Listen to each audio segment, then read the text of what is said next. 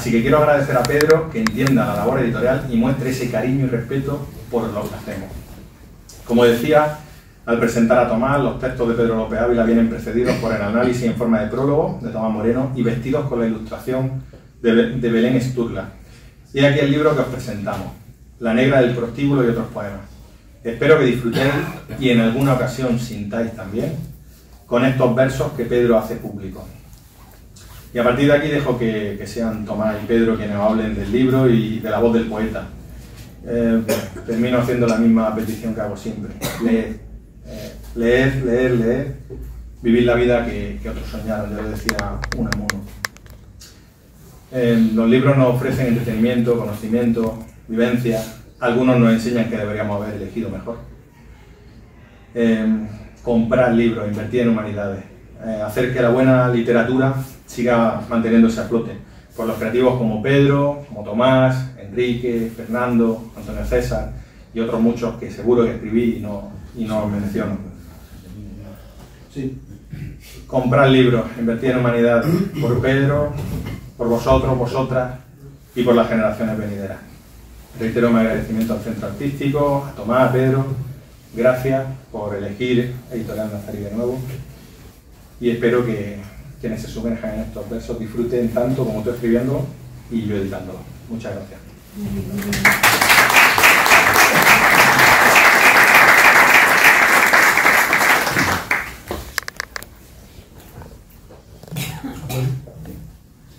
Buenas noches.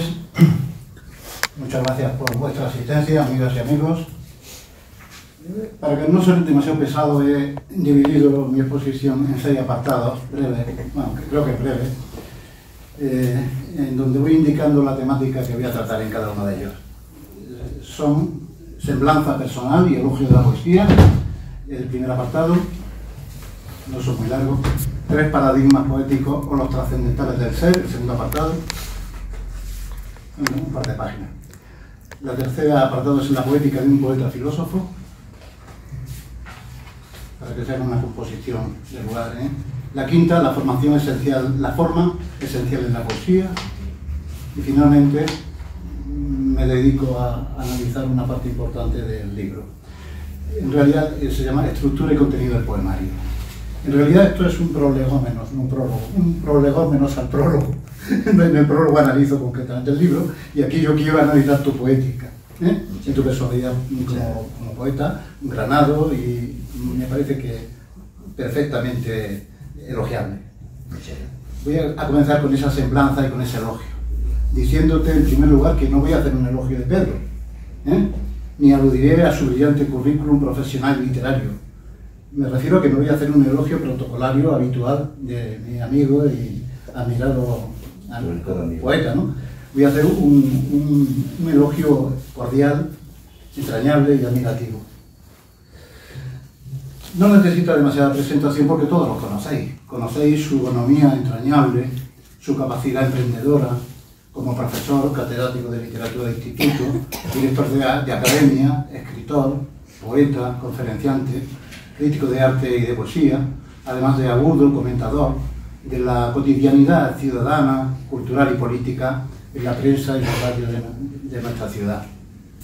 Pero sí voy a intentar dibujar o pergeñar un perfil aproximado de su personalidad literaria, de su poética, centrándome en la obra que hoy felizmente presentamos. Pocas veces tenemos la oportunidad de encontrarnos con una obra poética que presente una lucidez de pensamiento y una calidad literaria tan acendrada y tan atractiva como esta que vamos a comentar brevemente. Un bello poemario que lleva por título La negra del prostíbulo y otros poemas, publicada por la editorial granadina Nazarí con un auténtico esmero y un primor artístico admirables.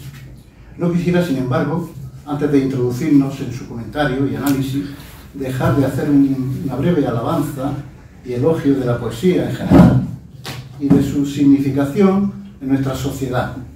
A veces, a lo largo de nuestra vida profesional, los profesores hemos oído de boca de los alumnos esa cansina expresión de para qué sirve la filosofía, para qué sirve el arte y sobre todo para qué sirve la poesía, cuál es su utilidad práctica, cuál es su utilidad para la vida. Hace apenas 10 años, en 2013, se editó en Italia un libro titulado Necesidad de lo inútil, de Nuccio Ordine, que ha sido premio Princesa de Asturias del 2023, fallecido además recientemente. En este libro, su autor nos recuerda cómo el gran escritor, también italiano, Italo Calvino, consideraba que nada era más esencial para el género humano que los saberes desinteresados, las actividades que parecen absolutamente gratuitas, sin otro fin que el entretenimiento o la satisfacción de resolver algún tipo de problema más o menos difícil. En efecto, exactamente eso mismo había dicho Aristóteles 24 siglos antes. Todo lo que hace la vida humana valiosa, rica de sentido, digna de ser vivida, son precisamente esas actividades, como él las denomina, autotéricas, es decir, acciones que se hacen sin finalidad externa a su mera realización, sin un fin preestablecido, aquellas que contienen en sí mismas, autos, su propia finalidad, telos, como son, por ejemplo, la meditación, la oración, la contemplación de una obra de arte, la entrega desinteresada al juego, al deporte, a la vida intelectual o a cualquier actividad lúdica. O, en fin, el simple y curioso acto de hojear un libro clásico y encontrarnos con textos como estos. Uno de Homero, en el inicio del canto octavo de la Ilíada, en donde dice: la aurora de azafranado velo se esparcía por la tierra. El otro, también de deslumbrante belleza, de Jorge Luis Borges, describiéndonos un determinado paisaje. Hacia el sur, escribe el escritor argentino, el cielo tenía el color rosado de la encía de los leopardos. Bella imagen, ¿eh? Hacia el sur el cielo tenía el color rosado de la encía de los leopardos. En este sentido, podemos afirmar que la poesía, la literatura en general, es una actividad autotélica, una de esas actividades aparentemente inútiles, pero necesarias para nuestra vida espiritual, tanto como lo son el agua o el aire para nuestra vida biológica. En efecto, si se conserva aún un ápice de sensibilidad, acordaremos que la poesía es algo verdaderamente esencial para el espíritu humano, algo que contribuye a ese peculiar cultivo o crecimiento espiritual e intelectual que es la cultura, esa memoria socializada, ¿no?, de la especie. Por otra parte, en tiempos de racionalidad instrumental y de barbarie tecnocientificista, para las cuales únicamente lo expresable en términos de formalización lógico-matemática o empíricamente verificable puede considerarse como significativo, racional o científico, solo, únicamente, la palabra poética, esto es, la palabra no pervertida ni adulterada, no orientada a movilizar bajas pasiones de los oyentes o a manipular las conciencias, está capacitada para acercarnos a la auténtica realidad y para poder alcanzar la verdad. Segundo apartado. 3 paradigmas poéticos o los trascendentales del ser. En alguna ocasión he pensado y escrito que existen distintos modos de entender la poesía, sin por ello ser excluyentes o incompatibles entre sí, entre los que podemos distinguir 3 casos paradigmáticos. En el primer caso, la poesía se nos presenta como una heurística, esto es, como un peculiar modo de descubrimiento o de búsqueda casi obsesiva de la belleza que encierra en sus arcanos lo real. El lema de los poetas que así la entienden es sin duda el que John Keats, el británico John Keats, el gran poeta, nos propone en la última estrofa de su oda a una urna griega. Dice: la belleza es verdad, la verdad es belleza. Esto es cuanto sabes y cuanto necesitas saber. Se diría que este grupo de poetas, entre los que incluyo a Juan Ramón, a Luis Cernuda, a Vicente Aleixandre y a todos cuantos queráis, al igual que digo que se diría que este grupo de poetas, al igual que el Sócrates platónico del banquete, instruido en las cuestiones del amor y del saber por una enigmática mujer, Diotima de Mantinea, habrían sido también poseídos por esa fuerza irresistible emanada de la belleza al ser atisbada durante un fugaz momento. Dice Platón, o escribe Platón: en ese instante de la vida, querido Sócrates, dijo la extranjera de Mantinea, más que ningún otro, vale la pena el vivir del hombre, cuando contempla la belleza en sí. En el segundo caso, la poesía es asumida por el poeta como comunicación de lo más profundo de sí mismo, como expresión de su propia interioridad, o de su Lebenswelt husserliano, de su mundo vital, que celebra la vida en todas sus manifestaciones posibles, desde lo más trivial y cotidiano hasta lo más sublime e inefable, como nos recomendaba, por ejemplo, Rainer Maria Rilke en su famoso poema Yo celebro, como mostraba asombrado ante el espectáculo de la realidad Jorge Guillén en su cántico, o como nos transmitía Claudio Rodríguez en su escalofriante Don de la ebriedad. Una poesía, en fin, que exalta gozosa el eucén, el buen vivir aristotélico, la buena vida, el bien. En el tercer caso, nos encontramos con la poesía entendida como un modo privilegiado de conocimiento, pues mediante la intuición poética, el poeta puede llegar a descubrir dimensiones esenciales, metafísicas, de la realidad, hasta ese momento desconocidas o inaccesibles por la vía del razonamiento discursivo, conceptual o abstracto. Porque, como decía el viejo Heráclito de Éfeso, y perdonen la pedantería, physis cryptestai philei, a la naturaleza, physis, le gusta, philei, ocultarse, cryptestai. Mediante ella, mediante la poesía, el poeta es capaz de alcanzar, de desocultar, de desvelar la verdad. La verdad es lo desvelado, lo que se desoculta. Es la verdad ontológica, la verdad del ser y de lo real. Recordemos que el vocablo griego verdad, aletheia, procede de las raíces griegas alfa privativa, que significa sin, y letheia, que procede del verbo lanzano, que significa ocultar. La verdad es lo sin ocultamiento, lo que se revela, lo que se desvela. Pero más allá de las cualidades epistémicas o cognitivas, siempre está en ella, en ese paradigma poético presente, la emoción contenida y cordial del poetizar pensante. En los tres casos, la poesía nos conecta respectivamente con la estética, que trata de la belleza del ser, con la ética, que apunta al gozo de la vida buena, al bien, y con la metafísica, que investiga el ser mismo de la realidad, su verdad. Es decir, nos remite a los denominados trascendentales del ser, belleza, bien y verdad. Aunque en todo poeta auténtico los tres trascendentales están siempre entreverados, entrelazados y presentes, hay poetas, como antes señalábamos, en los que una de estas dimensiones, solo una de ellas, articula como eje vertebrador su libro o su poética en una determinada fase o época de su evolución. En el caso concreto de nuestro autor, la categoría o etiqueta que más y mejor le convendría en relación con este libro sería la de poeta filósofo. En el poeta filósofo, el lenguaje utilizado es sin duda el del concepto, de la reflexión conceptual y de la abstracción, más que el lenguaje de la mera imagen, de la sensibilidad, lo concreto y lo sensible.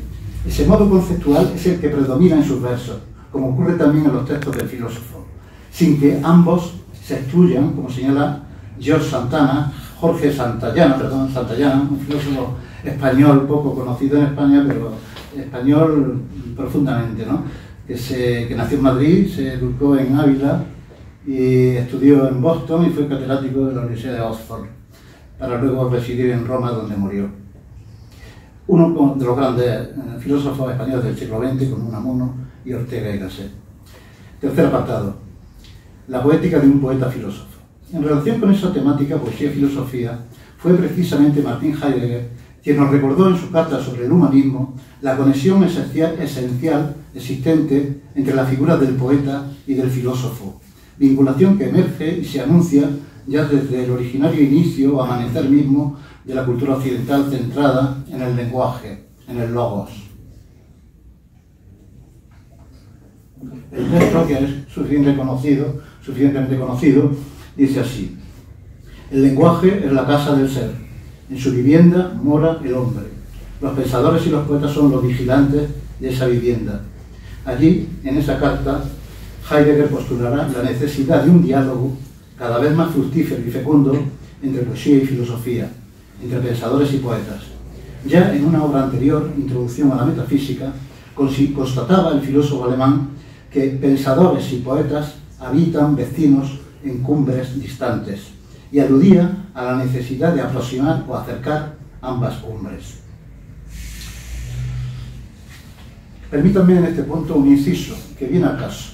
En la entrevista final de su último libro, Ladrar a la luna, que se presentó aquí mismo, ¿no?, en esta sala, tanto el entrevistador Antonio Arena como el entrevistado Pedro López Ávila aluden oportunamente a la vinculación poesía-filosofía como cara y cruz de una misma y única moneda. Y en su deliciosa biografía, antes citada por nuestro compañero el editor, en su deliciosa biografía de Antonio Machado, Hombre Bueno, un hombre bueno, nuestro poeta nos recordará cómo en el sentir del poeta sevillano hay hombres que van de la poética a la filosofía y otros de la filosofía a la poética. Y asimismo evocará con finura intelectual la doble dimensión metafísica y poética de los heterónimos del bueno de don Antonio, sus dos criaturas intelectuales, el filósofo poeta Abel Martín y su discípulo, el poeta filósofo del tiempo, Juan de Mairena. Precisamente este ficticio poeta de la temporalidad machadiana anunciará ese significativo y sorprendente intercambio de papeles entre los poetas y los filósofos que nos traerá el futuro con estas palabras. Los poetas, dice, cantarán su asombro por las grandes hazañas metafísicas, por la mayor de todas, muy especialmente que piensa el ser fuera del tiempo, la esencia separada de la existencia. Los filósofos, en cambio, irán poco a poco enlutando sus vidas para pensar, como los poetas, en el fugit irreparabile tempus. Y por este declive romántico llegarán a una metafísica existencialista fundamentada en el tiempo, algo, en verdad, poemático más que filosófico. Cuarto apartado, música y ritmo en la poesía.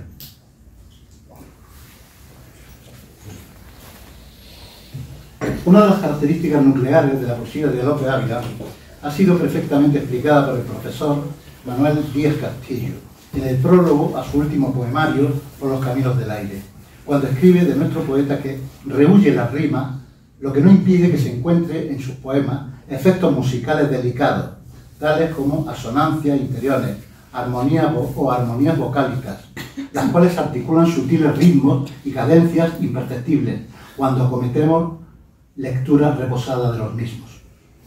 Al hilo de estas acertadas apreciaciones del profesor, recordemos que la música nace de la poesía y viceversa, y es una abstracción de ella. En poesía, la música se une al sentido de las palabras para formar una impresión única. Por eso, escrita en verso o prosa, se diferenciará de la otra escritura vulgar, la sentimental prosaica, que es una mera efusión sentimental que no tiene valor literario, precisamente por su musicalidad. Como escribía Paul Valéry, cito, el universo de la poesía es análogo al universo de los sonidos, dentro del cual el pensamiento musical nace y muere.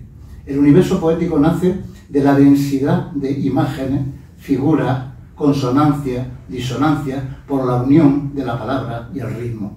Que ello es así puede comprobarse y verificarse si tomamos y leemos obras tan indiscutiblemente poéticas como Espacio, de Juan Ramón Jiménez, u Ocnos, de Luis Cernuda, aun a pesar de estar escrita en prosa no versificada.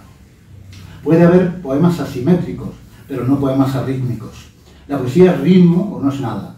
Ritmo que implica musicalidad, armonía, concierto, desconcierto, acorde, desacorde, y que reproduce el movimiento interior del alma del poeta. El viejo Verlaine lo sabía y lo escribió en su poema Art Poétique, de la musique avant toute chose. Y es que, como decía Nietzsche, sin la música, la vida sería un error. Y digo yo, y también la poesía. Valle Inclán, en La lámpara maravillosa, dice que la esencia del verbo de los poetas es el milagro musical que su prosa contenía. Quinto apartado, la forma esencial en la poesía. La convicción de que la forma es esencial en la poesía es otra de las características de la poética del poeta que presentamos. El poeta no es el demiurgo que crea de la nada, sino el artista que trabaja su obra con unos materiales que se le imponen: palabras, intuiciones, vivencias, emociones, experiencias, anhelos, sueños, recuerdos. Algo semejante sugiere Machado en un texto poco conocido, en donde dice que la labor del poeta, que transforma en arte lo que no es arte, es semejante a la de la abeja, que hace miel del jugo de las plantas, y a la del campesino, que labra la tierra para después recoger sus frutos. Algo que también supo ver Rilke y expresarlo de modo muy semejante al de don Antonio. Decía Rilke: somos las abejas de lo invisible, recolectamos desesperadamente la miel de lo visible para guardarla en la gran colmena dorada de lo invisible.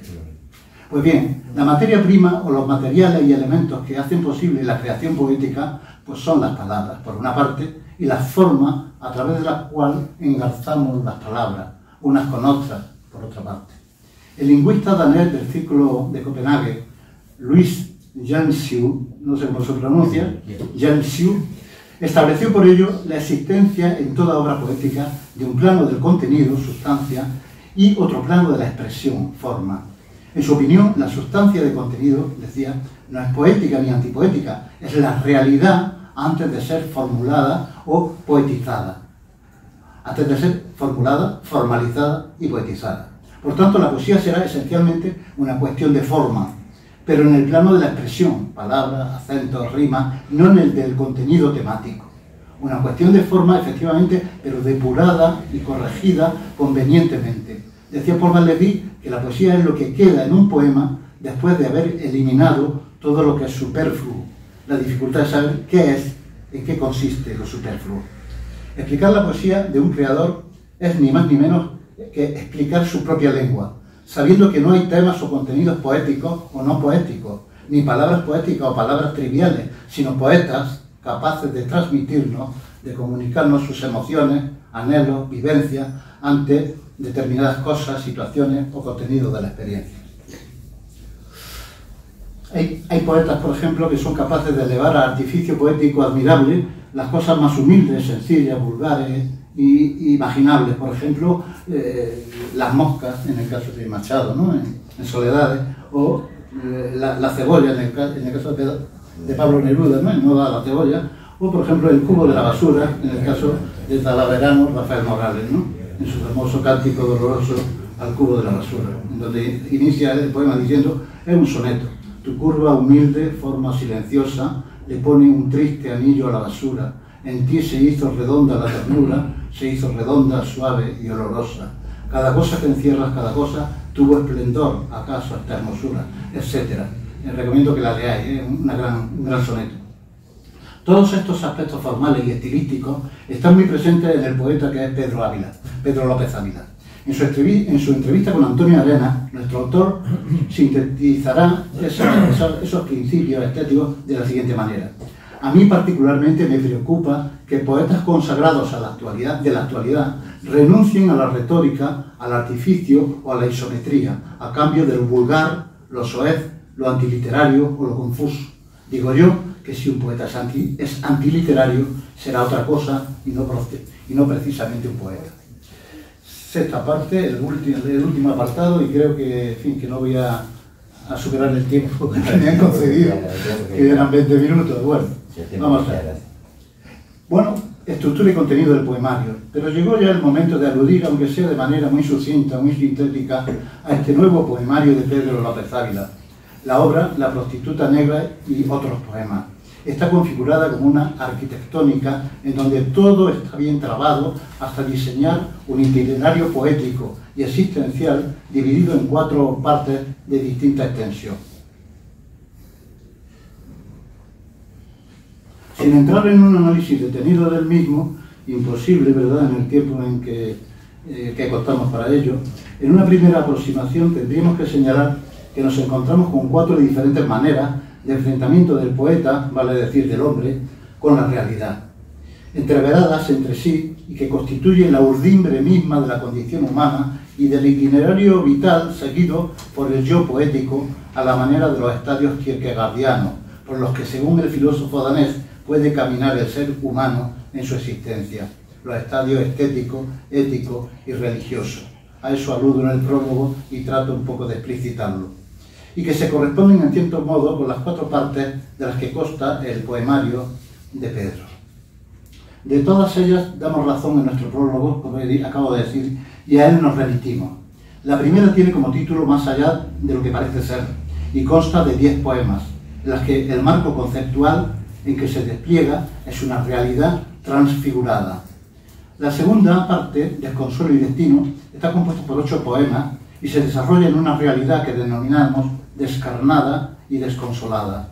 La tercera, Iluminaciones adulteradas, de 5 poemas, nos sitúa en una realidad turbulenta, desenfrenada y orgiástica.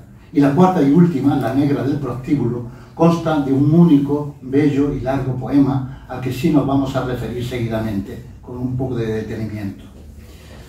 En ese poema se reivindica la necesidad de instaurar una nueva realidad redimida y solidaria, en la que la empatía, la compasión y la solidaridad con el otro sean las normas de conducta irrenunciables que deben guiar nuestra vida. Esta vez, la víctima, cuyo rostro vulnerable, en expresión tan cara a Emmanuel Levinas, autor de Totalidad e Infinito, funda y fundamenta toda posible conducta ética, es el otro o la otra. La mujer sufriente y desamparada, arrojada a una vida sin salida, sin posible salvación y sometida a una infamante explotación, la trata, el tráfico o el comercio de sus cuerpos y también de sus almas.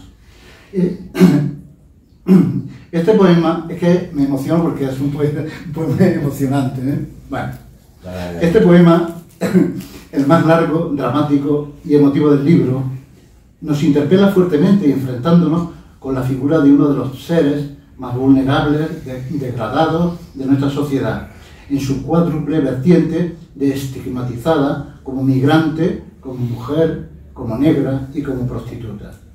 Todo un alegato lleno de sensibilidad y justa indignación contra la existencia del mal, del sufrimiento, de la injusticia y de la explotación. Canto y cuento es la poesía, decía nuestro poeta más íntimo y metafísico, Antonio Machado. Pues bien, Pedro López Ávila es capaz de narrarnos un cuento, canto y cuento en la poesía, un cuento o relato miles de veces repetido en nuestro tiempo, la historia de una muchacha negra que, engañada, sube a una patera, vale, sube a una patera entre los cuerpos hacinados de sus compañeros de viaje hacia un destino incierto y peligroso, en el que esa hija de la noche, como la denomina el poeta, solo halló un horizonte de aludes de lodo en el sublime frío del espanto y solo encontró un infierno. Y también es capaz, ante tan aciago destino, de alzar su voz y cantar, en tono elegíaco y piadoso, una letanía de invocaciones y promesas, auténticas oraciones laicas, tan indignada y bella como tierna y conmovedora. Cito su poema, sus versos. Cuando la luna despierta en las copas de los árboles, voy a llorar por ti, negra del prostíbulo, voy a llorar antes de que todo sea el olvido. Voy a llorar en las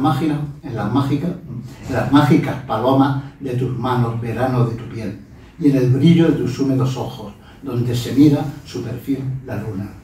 Un libro, en fin, que, en expresión de Paul Ricoeur, da que pensar, que nos emociona al tiempo. La razón y el sentimiento, del conocimiento y de la emoción, de la inteligencia y del corazón, de la razón poética, cordial y sentiente. En definitiva, una poesía metafísica. Muchas gracias, Tomás.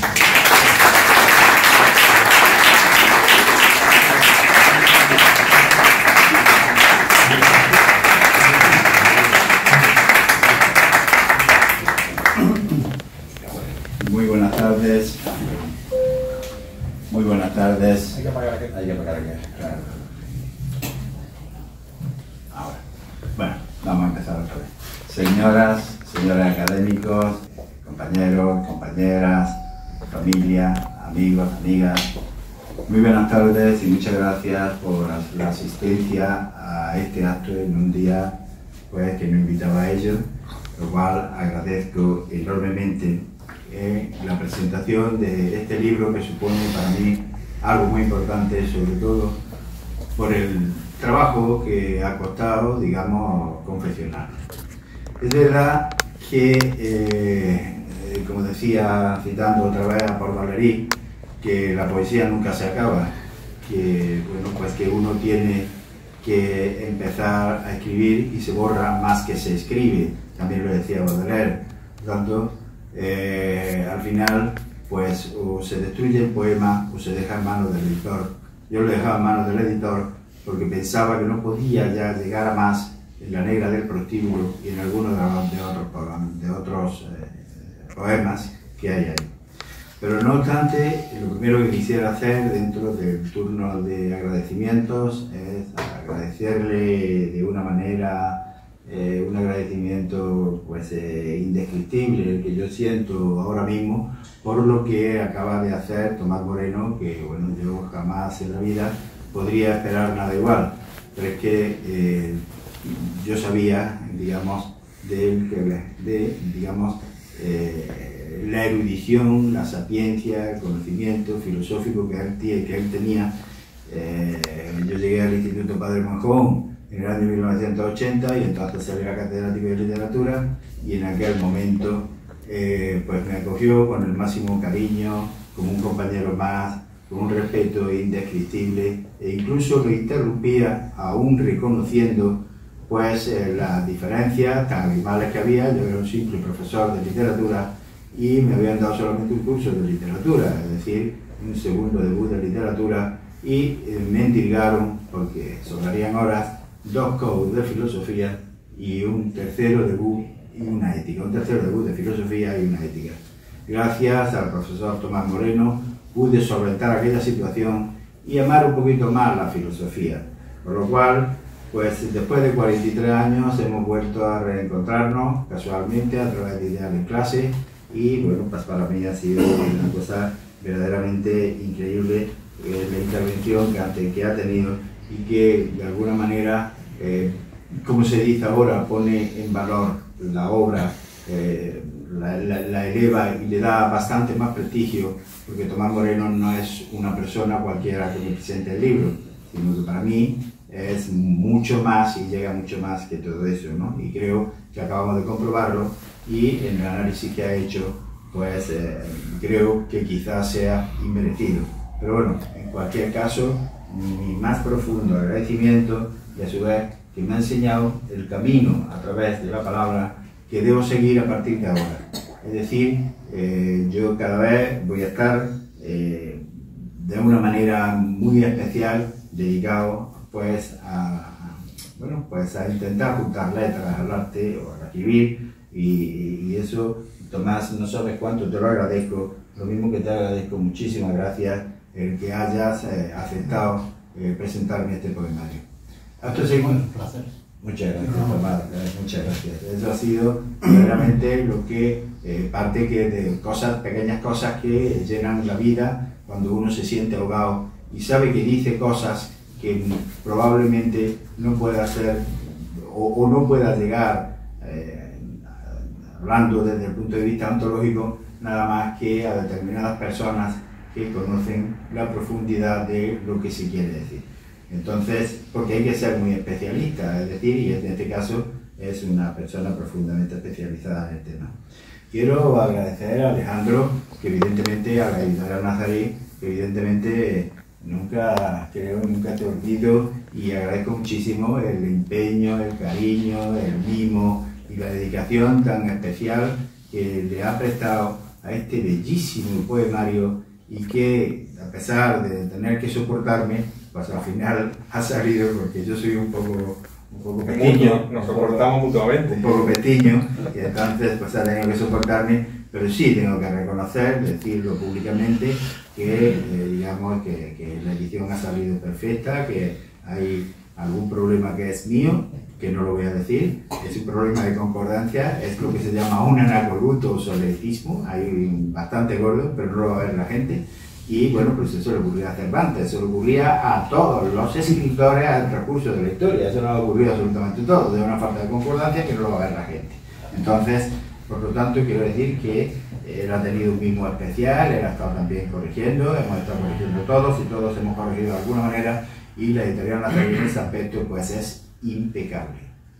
Quiero agradecer, como no, bueno, evidentemente, como no, a Belén Sturla, que nos ha regalado esta preciosa portada. Es una preciosa portada, creo que es una magnífica chica con una capacidad creativa impresionante. Y quiero, como no, agradecer al Centro Artístico, Literario y Científico de Granada, y aquí en la persona de Juan Chigüeche, pues agradecerle que actos como este son profundamente interesantes, sobre todo los referidos a la poesía, porque no es que ya que la poesía esté en retroceso, sino que la época contemporánea se ha olvidado de la poesía, y lógicamente pues eso conlleva que todo ha quedado en manos de la propaganda y de Internet, o de Internet y la propaganda. Y entonces pues nos encontramos un montón de poetas sobrevalorados, que suenan como una carraca, que no dicen absolutamente nada, que es una auténtica metáfora, que no conocen lo que es una metáfora, porque, bueno, no le han enseñado lo que es la estética, le han enseñado lo que es la ética, porque han antepuesto la ética a la estética, y eso se le llama democratización de la poesía. Por tanto, creo que, como yo hago una poesía totalmente distinta, sin ningún, por supuesto, condenada al más profundo de los olvidos y de los fracasos, ¿no? Pero sí hay personas aquí muy interesantes en primera fila que me parece que hacen que son, pues por ejemplo, mi amigo Enrique Morón, pues para mí es uno de los mejores líricos que existe en España. Y ahí está, porque realmente pues no hace la poesía que de alguna manera tiene que narrar lo cotidiano, y de alguna manera pues responde, según lo que diría Althusser, digamos, bueno, pues a la ideología, digamos, dominante, o a los poderes que dominan en un determinado momento. Por tanto, muchas gracias al Centro Artístico por admitir también este tipo de poesía. Sobre el poemario, como veo que el tiempo va sobre el poemario, pues hombre, yo me gustaría leer La negra del prostíbulo, porque lo demás puede resultar un poco pesado ya, ¿no? Pero me gustaría leer la negra del prostíbulo, por lo cual voy a intentar decir lo que he intentado hacer desde el punto de vista de la forma, porque desde el punto de vista de contenido ya lo ha explicado muy bien Tomás Moreno, y habría que decir pues alguna cosa referente a esto, pues por ejemplo lo que pensaba con respecto a la filosofía, una de nuestras mejores filósofas que ha dado la historia, María Zambrano, la que decía que filosofía y poesía son dos mitades del ser humano, y afirmaba: no se encuentra el hombre entero en la filosofía, no se encuentra la totalidad de lo humano en la poesía. Y además añadía que en la poesía encontramos al hombre concreto, individual, y la poesía, por tanto, es encuentro, don, hallazgo por naturaleza. Claro, de la misma manera entendía la escritora que el escribir es lo contrario de hablar. Se habla por necesidad momentánea e inmediata, decía, y al hablar nos hacemos prisioneros de lo que hemos dicho. Mientras que el escribir se halla la duración y perdurabilidad. Entonces, esa perdurabilidad, cuando entra uno en bucle es difícil salir, esa perdurabilidad, pues realmente es la poesía en el tiempo que tanto decía Antonio Machado. La palabra, digamos, la poesía o cualquier creación literaria en la que utilicemos la palabra es una evidencia que tiene que ser resistente al tiempo. Porque si no es resistente al tiempo y está dedicada exclusivamente pues pues no sé, a decir que un caballo y una burra, pues un caballo y una burra, el cruce sale una mula, pues bueno, pues miren ustedes, pues muy bien, pero que eso no es poesía, para mí no es poesía. Es decir, habrá gente que valore, tenga el sentido de lo cotidiano como algo verdaderamente necesario y democrático para la poesía. Bien. Yo diría que ya han quedado descritos perfectamente por el profesor Tomás Moreno las relaciones entre la poesía y la filosofía. Pero yo añadiría un matiz que no sé lo que opinará el profesor, pero en cualquier caso ya lo discutiremos ahora tomando una cerveza, porque no es cuestión de entrar ahora en debate. Y es que a mí me parece que un filósofo dotado de extensas cualidades intelectuales y espirituales para transmitir una idea o un modelo del mundo es una verdadera fiesta para los escritores.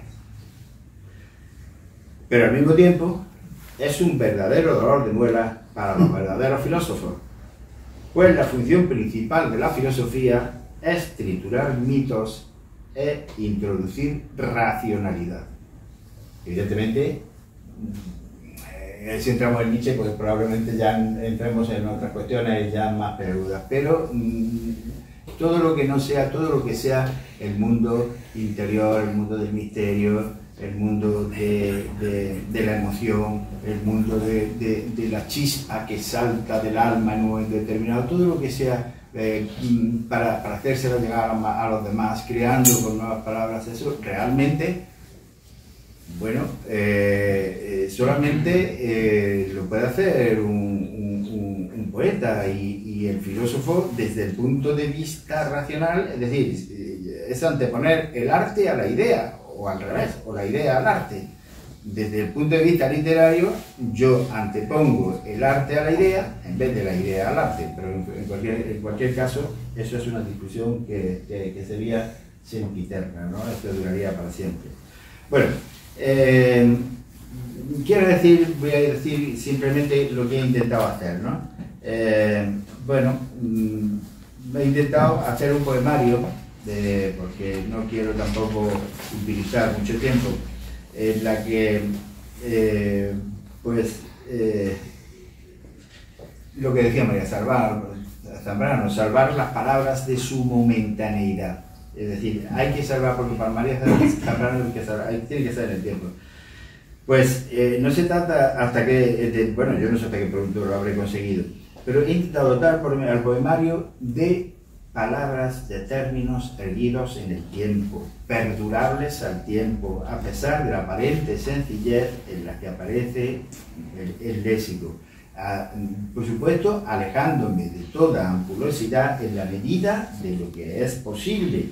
Y para esto he procurado mantener un equilibrado sentido retórico, es decir, el retoricismo no aparece nada más que, bueno, aparece en distintos pasajes, digamos, de cada una de las partes, pero no aparece nada más que en la negra del prostíbulo y otros poemas, alejándome hasta donde pude, me he alejado de comparaciones albibaradas, las imágenes barrocas, que alguien no se entera, del topicazo que se entera todo el mundo y que están tan de moda, o de las adjetivaciones que algunas veces son babeantes, de tanta adjetivación. Pero de la misma manera, perdón.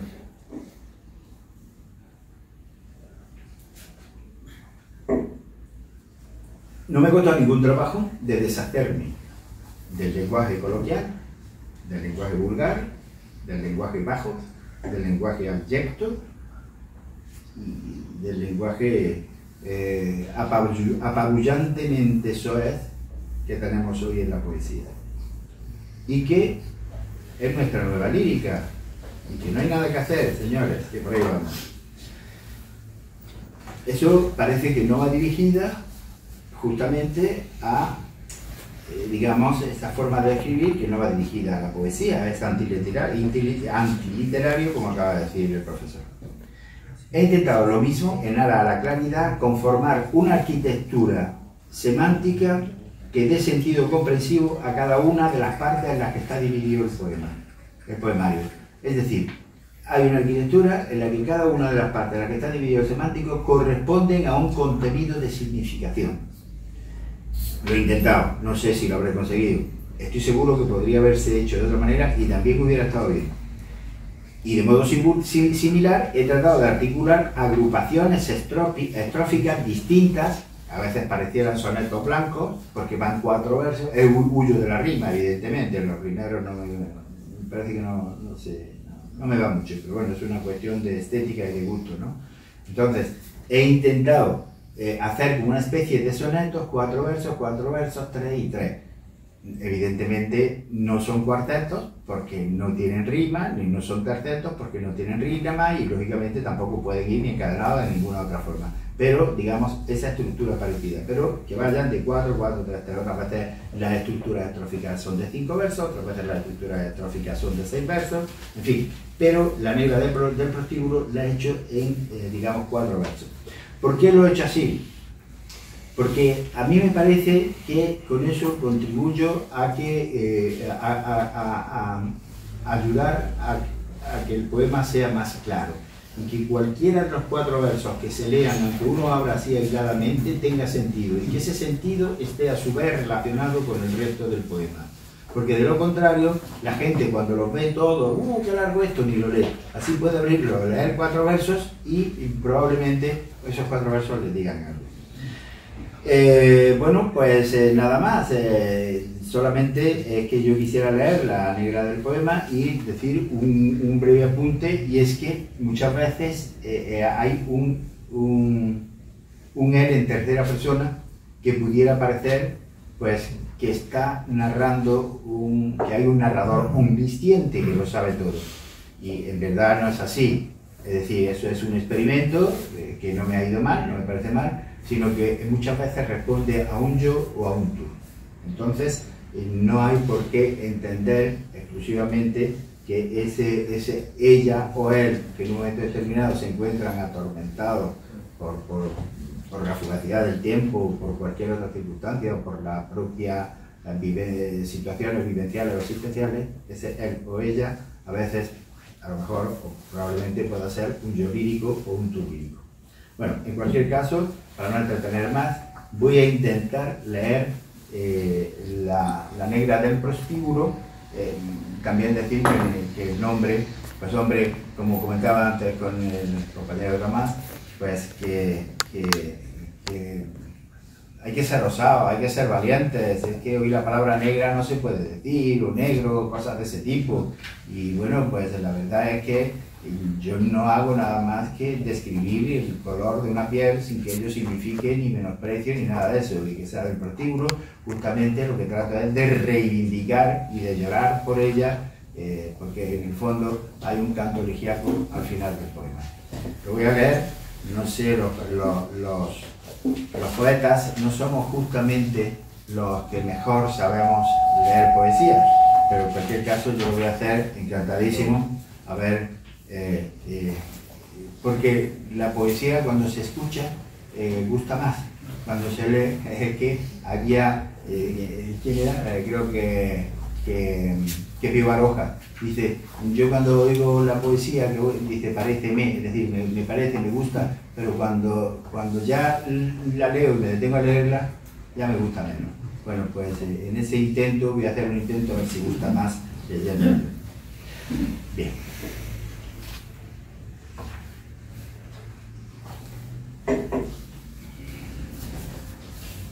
La negra del prostíbulo.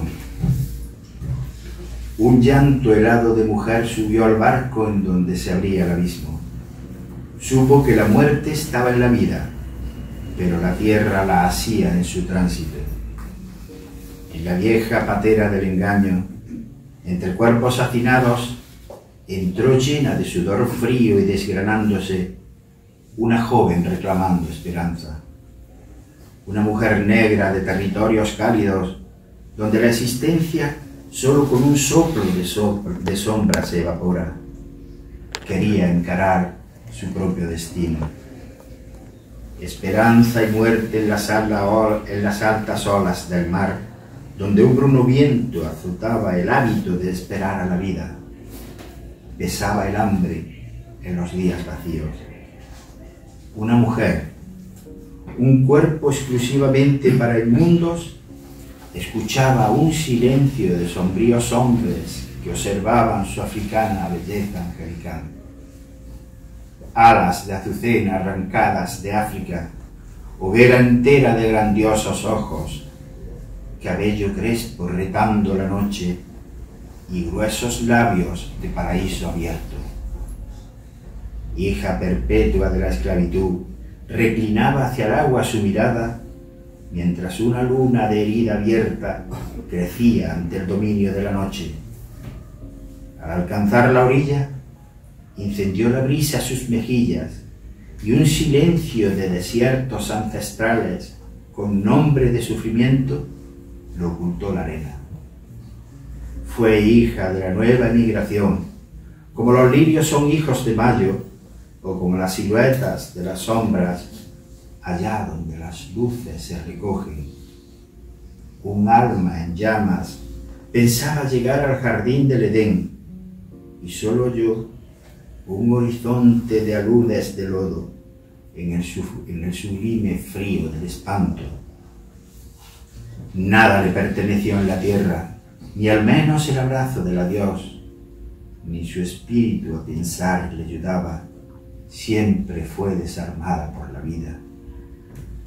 Alas extranjeras no la ampararon, todo se resumía a un ahora o a un aquí, pero nunca el espacio ni el tiempo estaban unidos a un qué. Vagaba errante ocultando una rabia enigmática hasta que enterró su alma entre los escombros sin pesadumbre alguna, como ninfa enloquecida.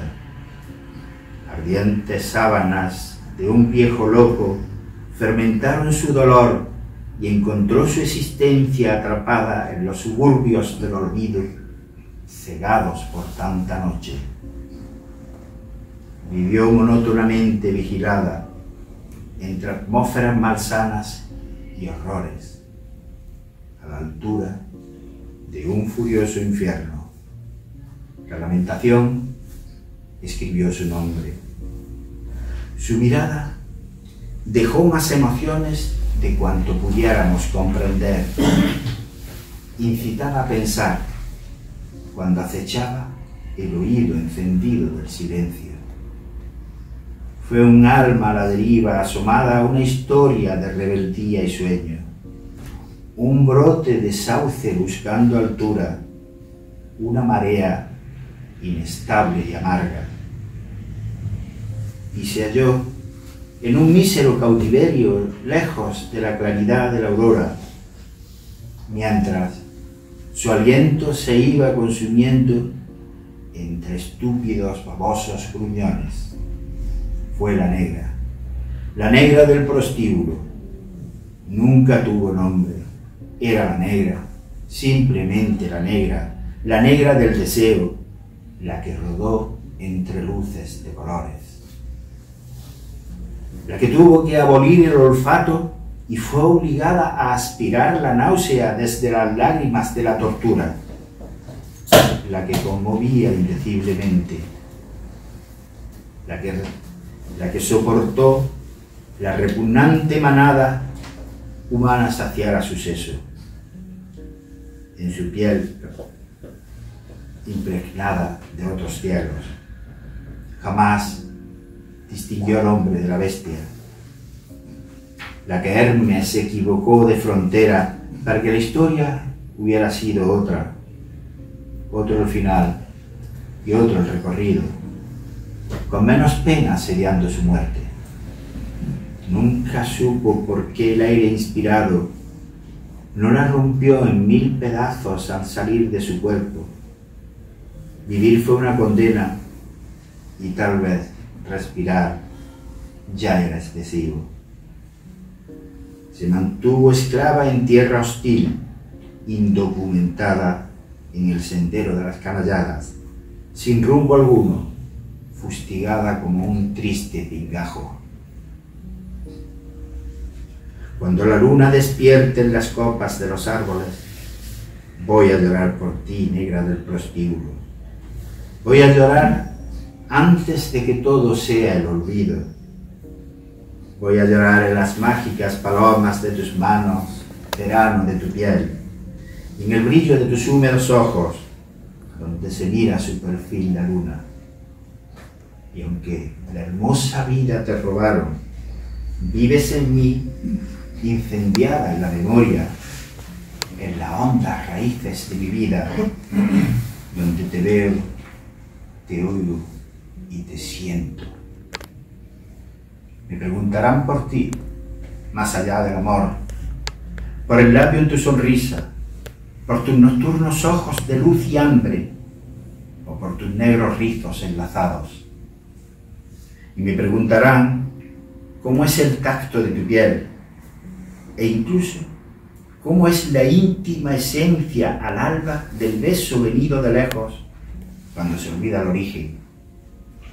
Me preguntarán si desde el espacio del hechizo he levantado estos versos o esta lluvia de trágicas emociones se ha forjado en la penumbra de lo real, en la realidad de la caverna, donde se fuman las horas perdidas y donde todo se hunde frente al tiempo con la vida sin vivir por delante. Y yo diré que nosotros llevamos con nosotros mismos todos los siglos del mundo como herencia espiritual, con su carga de horror y de maldades. Por esto has estado siempre en mí, como en mí están los espíritus negros entregados al milagro del cántico que levantan su vuelo hacia lo eterno. Y morirás en mí como has nacido, encapsulada en tu triste infancia con un destino racial y silenciado y oculto por ser hija de la noche.